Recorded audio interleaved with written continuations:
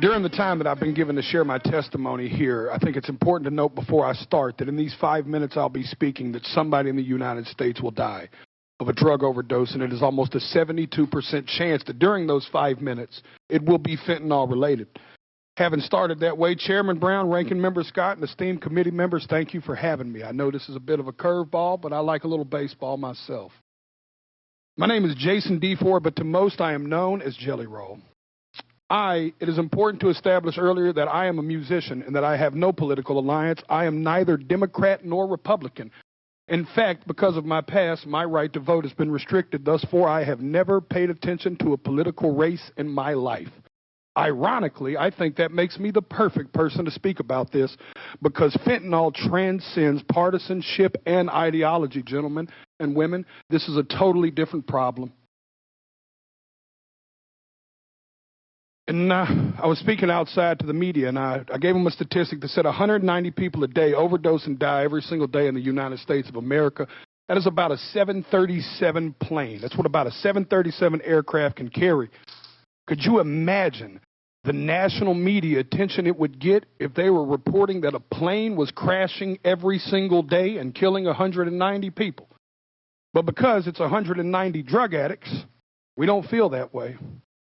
Because America has been known to bully and shame drug addicts instead of dealing and trying to understand what the actual root of the problem is with that.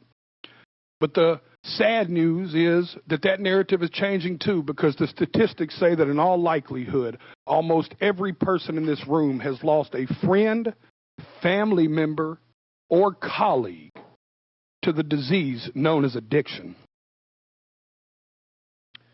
I've attended more funerals than I care to share with y'all. This committee, I could sit here and cry for days about the caskets I've carried of people I loved dearly, deeply, in my soul, good people, not just drug addicts, uncles, friends, cousins, normal people. Some people that just got in a car wreck and started taking a pain pill to manage it. One thing led to the other. And how fast it spirals out of control, I don't think people truly understand. So many people. Equally, I think it's important for me to tell y'all that I'm not here to defend the use of illegal drugs. And I also understand the paradox of my history as a drug dealer standing in front of this committee. But equally, I think that's what makes me perfect to talk about this. I was a part of the problem. I am here now standing as a man that wants to be a part of the solution. I brought my community down. I hurt people. I was the uneducated man in the kitchen playing chemist with drugs I knew absolutely nothing about, just like these drug dealers are doing right now when they're mixing every drug on the market with fentanyl, and they're killing the people we love. I'll be honest with y'all, my desire is to only get older and only do better and be better. I believed when I sold drugs genuinely that selling drugs was a victimless crime. I truly believe that, y'all. My father always told me what doesn't get you in the wash will get you in the rinse. Now I have a 15-year-old daughter whose mother is a drug addict. Every day I get to look in the eyes of a victim in my household of the effects of drugs. Every single day. And every single day I have to wonder if me and my wife, if today will be the day that I have to tell my daughter that her mother became a part of the national statistic. History repeats itself, gentlemen. Even in the 1990s, crack cocaine had long made its way into my middle lower class neighborhood. And at that moment, even as a teenager, you could have never convinced me in that moment that there would be a far bigger problem on the horizon in the form of a pharmaceutical drug. And then I watched opioids and Oxycontin burst onto the scene. I'm here to tell y'all that fentanyl is going to make the Sackler family look like saints. And I want to let y'all sit with that for a second.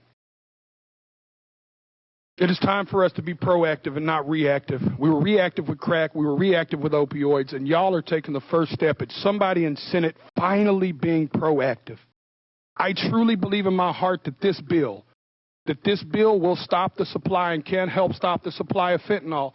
But in part of being proactive, gentlemen and women and ladies, I have to be frank and tell y'all that if we don't talk to the other side of Capitol Hill and stop the demand, we are going to spin our tires in the mud.